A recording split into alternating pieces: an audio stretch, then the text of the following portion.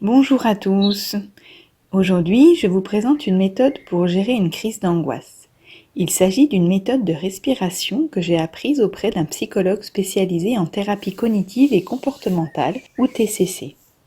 Elle peut être utilisée en amont ou pendant la crise pour la calmer. Elle ne permet pas d'arrêter tout stress, mais permet d'éviter la crise de panique, de partir complètement cacahuète.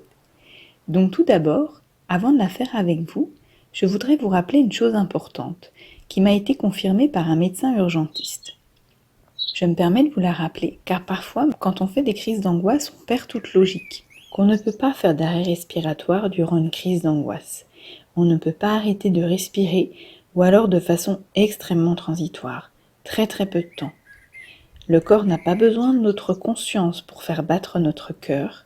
C'est la même chose pour la respiration qui se fait de manière autonome, de manière inconsciente. Quoi qu'il arrive, votre corps reprendra toujours le dessus. C'est l'instinct de survie. Au contraire, dans la crise d'angoisse, il y a une hyperventilation. Cette hyperventilation entraîne un trop-plein d'oxygène au cerveau. Et ce trop-plein d'oxygène est à l'origine des symptômes de la crise d'angoisse, comme les mains moites, la gorge sèche, l'impression parfois de ne pas pouvoir avaler, cette sensation d'étouffer. Les troubles digestifs peuvent s'associer, tels que la nausée, la sueur et bien sûr les battements de cœur qui s'accélèrent. L'hyperventilation arrive donc avant que l'on ressente les premiers symptômes sans que l'on s'en rende compte. C'est pour cette raison qu'il est intéressant de faire cette respiration lorsqu'on sait qu'on va être confronté à une situation qui peut nous angoisser, voire même nous déclencher des crises de panique. La raison pour laquelle certaines personnes respirent dans un sac en papier est que cela permet de respirer son dioxyde de carbone et donc de diminuer l'apport en oxygène et de calmer les symptômes. Cela peut être très utile. Seulement parfois, nous n'avons pas la possibilité de respirer dans un sac.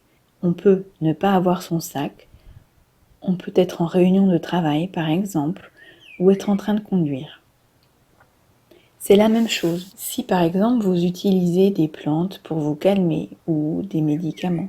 Si un jour vous n'avez pas vos produits, votre médicament, votre rescue, vous risquez d'angoisser et de créer en fait vous-même la situation angoissante. Donc cette technique est très intéressante car elle peut être réalisée à tout moment et sans matériel. Vous pouvez la réaliser pendant la crise ou en amont afin de calmer l'hyperventilation qui est à l'origine des symptômes.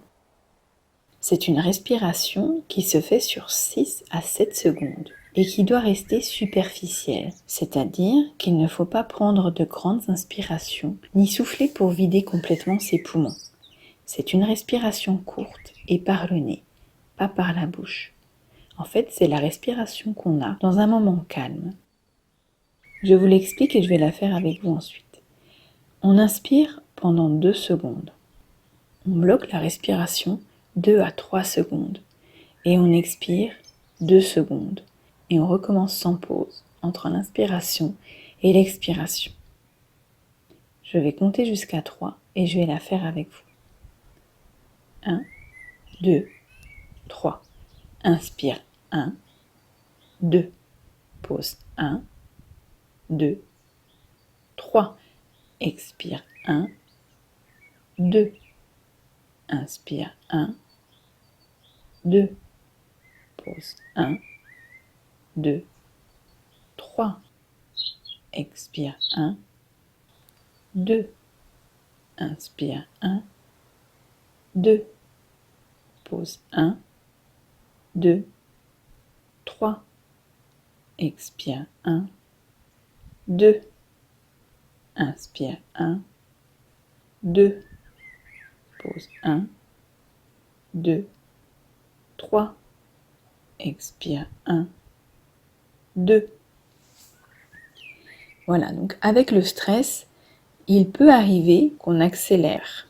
Il faut faire attention de bien respecter la durée des secondes, sinon ça ne vous aidera pas beaucoup.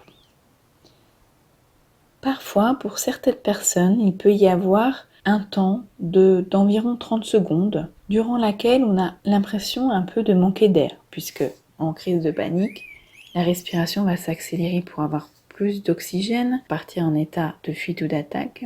Et là, vous allez réduire l'apport en oxygène. Donc c'est un petit temps, 30 secondes, qui peut être peu agréable. Mais si vous le savez, rentrez bien dans votre tête que ça va être passager.